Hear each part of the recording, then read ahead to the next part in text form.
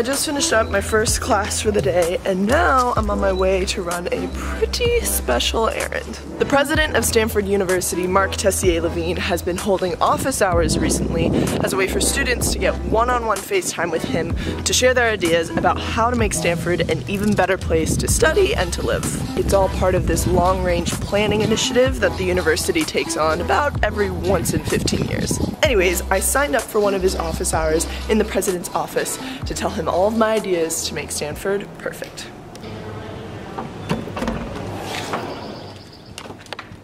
Hi, I have an appointment with the president at 11:30. He'll be right with you. I'll take you to his office. Okay, thanks. Thank you. I wonder how many university secrets are hidden in these walls.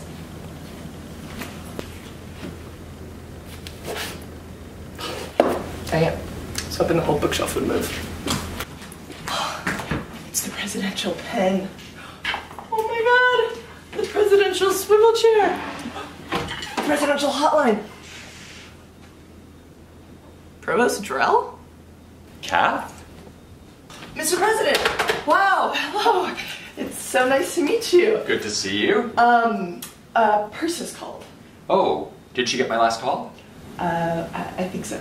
Good, good. Well, why don't you have a seat here? Well, thanks for coming in, Cath. I understand that you have a proposal for the long-range plan for Stanford. That's right, yeah. Excellent.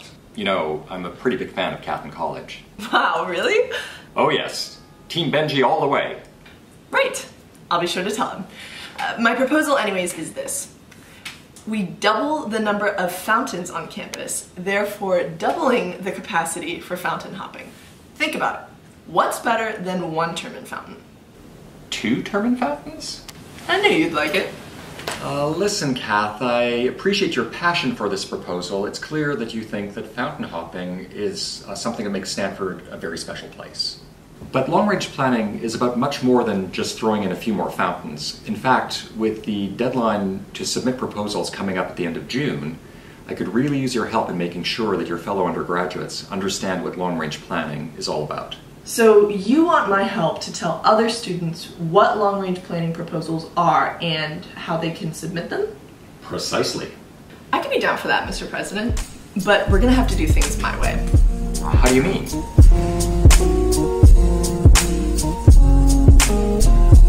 So how do you like the boba? It's refreshing, and the little pearls at the bottom are such a fun little surprise. So tell me a little bit more about what you want students to know about long-range planning. Well, Catherine, take this engineering quad, for example. Did you know that this entire quad exists because of long-range planning? Oh wow, that's a little more ambitious than a few fountains. Hey, here comes Ramesh. Oh. Hi, Ramesh. Hey, Mark. Wonderful to see you. Good to see you look too. really relaxed today. I was just explaining to Catherine here that this whole engineering quad was the result of a long-range planning proposal for the university 15 years ago.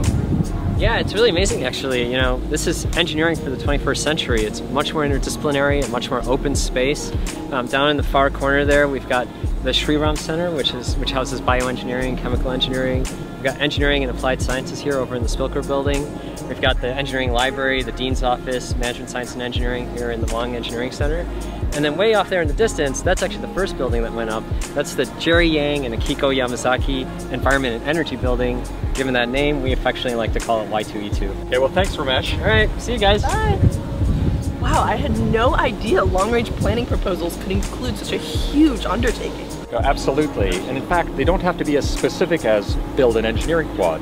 In fact, it's better if they're framed a bit more broadly. That way, committees and planning groups over the next decades can come up with specific projects that contribute to the bigger vision. Could you give me an example? Of course.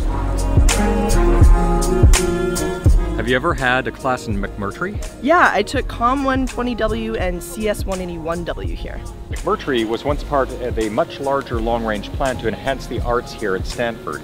Oh look, here's Juliet. She can tell us about the arts initiative. Hey Mark, how are you? In 2006, as part of the last long-range planning process, Stanford launched the Stanford Arts Initiative, which was dedicated to making the arts a fundamental part of a Stanford education and making the resources available to make that possible. And the most visible part of the Stanford Arts Initiative was the creation of this arts district right here at the front door of the campus. and which includes this spectacular McMurtry building right here. Well, thank you very much, Juliet. Absolutely. Yeah. See Hey, you great later. to see you. Bye. Bye. So Mark, does every proposal have to be about creating a physical space to enhance academic life? Not at all. There are 4 key areas that we're exploring: education, research, our community, and beyond Stanford.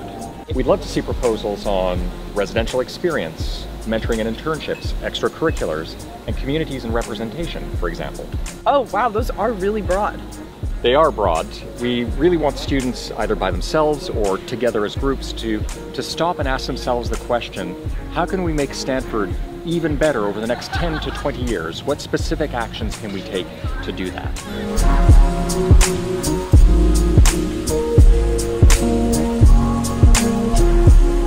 I think I have a better idea for a long-range plan, Mr. President. Please, call me Mark. Can I call you MTL? Sure. Can I call you CIC? Okay, Mark. Could one proposal be restructure the 4-year living experience at Stanford so that Stanford undergrads get the same sense of community that you would get in an all-frosh dorm across all 4 years? Bingo! You really are a fast learner. Well, I really appreciate you taking the time to tell me and other undergraduates about the long-range planning initiative. You probably didn't have to make such a big push to make sure that student voices get heard. I just want to be sure that the Stanford we're creating is a Stanford that our students will be proud of. So, have you ever been fountain hopping before? No, I haven't. Want to give it a go? I was hoping you'd ask.